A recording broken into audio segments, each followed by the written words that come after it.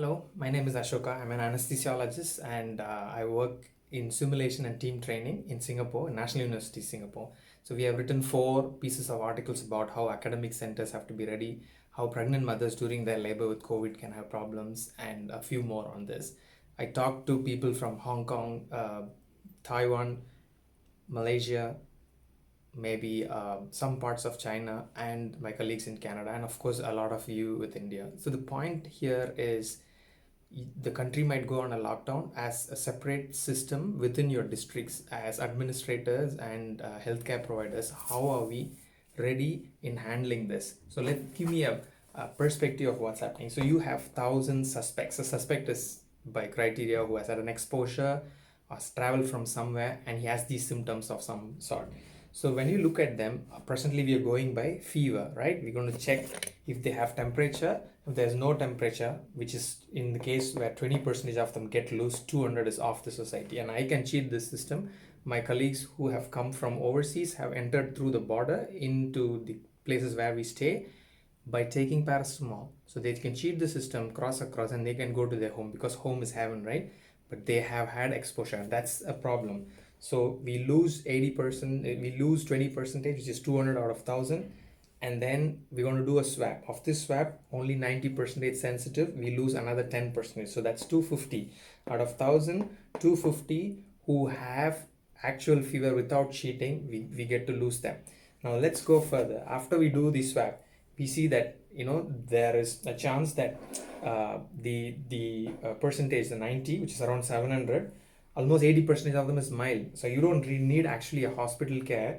So these 500, that's one half of them, should be actually monitored closely. They are sputum or swab positive, but they should not be in the hospital. The reason is you do not have space for only the sick people, and that would mean the 20% who have the shortness of breath, SOB, shortness of breath, which would come to around 144 out of the 1,000, needs serious attention, and some of this, like around 100, which is 1%, can pass away. And as a system, that's a lot more difficult to understand and cope with. But the easiest part of it is, like, remember with 80,000 in cases in China, only 46 to 50,000 had a swab positive. The rest were clinically decided and they kept them off. When they kept them off, the hospital that they built is for the mild cases, like a big tent you could do. You can have a kalyana mandapam, you can have lots of chairs, and you house in these people, monitor them for 5 to 7 days, give them food 3 times a day or coordinate with that, and that's it. These people won't go back to the society. In fact, you don't flood them and keep them in the hospitals. And physicians and nurses should not be in the front line checking temperature. You need to have volunteers, healthcare professionals. You can get all the Patti Mandram people there, the Rasigar Mandram, all those stuff you can bring in to do the front line of the checking. Anybody can click into no temperature. Don't waste a physician there. They need to be in the hospital to take care of these 20. And you need to have waves of teams when you do that. So there's a team wave. We let them in. When there is a problem, we pull them back. The team B goes and we rotate around into the shifts. Right. So you have a hospital bed of 1,000. You have 100 patients coming in here. And then you're going to check for fever and you're going to check for presence of symptoms. And if you see that they don't have fever but there are some other symptoms and you worry about them, you need to find a tent to keep them. If they have fever, check that whenever staff are there and they are looking for all this, they need to have protective equipment. You figure out what's protective equipment, where the supply comes. You cannot have a negative pressure ambulance that China did. We are in India and we have to figure out what the common man and the perspectives of this is.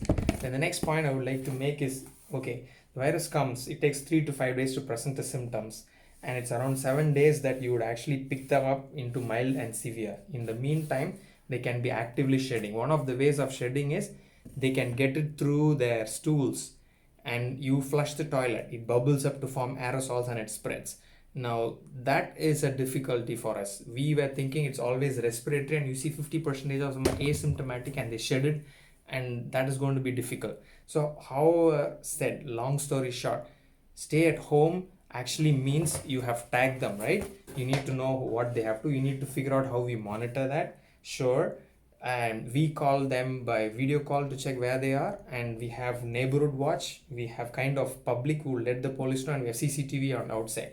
It's a closed system and we could monitor, and we have an app to do it. So India has to figure out, or maybe Philippines has to see, in a developing world, what suits us. Is it just lockdown, or is it stratifying them into mild with nothing, or with shortness of breath? With shortness of breath, can we get these people to the hospital in a safe way? Where they have mild illnesses, how do we keep them separately? What's the way of monitoring them? And how lockdown should also mean a common man gets to sell his milk and the child in the house gets the milk on the other house, and if they don't go to work, how do they sustain living, and other ramifications of that. We are not even talking about N95 mask for everyone. Okay, only the politicians and the big people who go on rounds will get that, so that we know.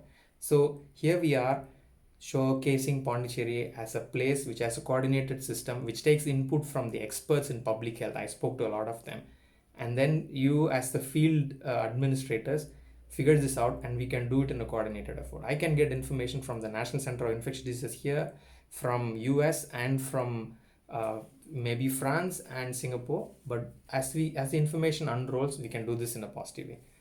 All the best. Good luck. Jai Hind. Jai Ho.